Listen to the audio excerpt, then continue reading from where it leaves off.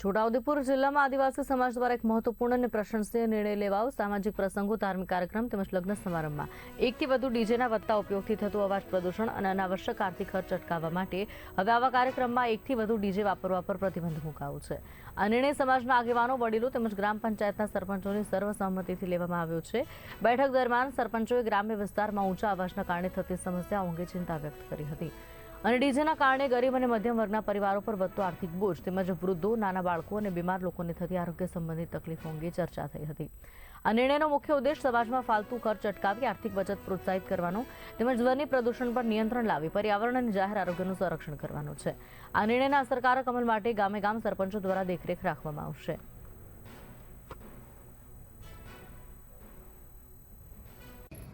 આજરોજ છોટાઉદેપુર તાલુકાના સમસ્ત આદિવાસી સમાજ દ્વારા અને સરપંચ સંઘના માધ્યમથી છોટાઉદેપુર તાલુકામાં આવનારા દિવસોમાં લગ્નની સિઝનો ચાલુ થવાની છે, ત્યારે લગ્નોની અંદર એકથી વધુ ડીજે વગાડવાની પ્રથા ચાલે છે, જેના કારણે આર્થિક રીતે સમાજને ખૂબ નુકસાન થાય છે।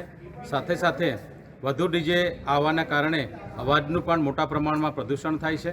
અને બીજી વિશેષ વાત એ છે કે ખાસ કરીને આ ફેબ્રુઆરી અને માર્ચ મહિનામાં જ્યારે લગ્નો શરૂઆત થાય છે, એ જ સમયમાં વિદ્યાર્થીઓની પરીક્ષાઓ પણ ચાલુ થાય છે અને આવા સંજોગોમાં ગામોમાં મોટા મોટા લાઉડ સ્પીકરોથી વધુ પડતા ડીજે વાગે છે, જેના કારણે વિદ્યાર્થીઓના અભ્યાસમાં પણ ખૂબ ખલેલ પહોંચે છે અને એના માટે અમે લોકો સમસ્ત સમાજ ભેગું થઈને આ પ્રથા, જે વધુ ડીજે વગાડવાની જે પ્રથા છે, એ બંધ થાય અને સમાજમાં આવા લગ્નોની અંદર સુચારું સંચાલન થાય અને એક સૂત્રતા આખા તાલુકામાં રહે, એના માટે આજરોજ અમે આવેદનપત્ર માનનીય મામલતદાર સાહેબશ્રીને પાઠવ્યું છે।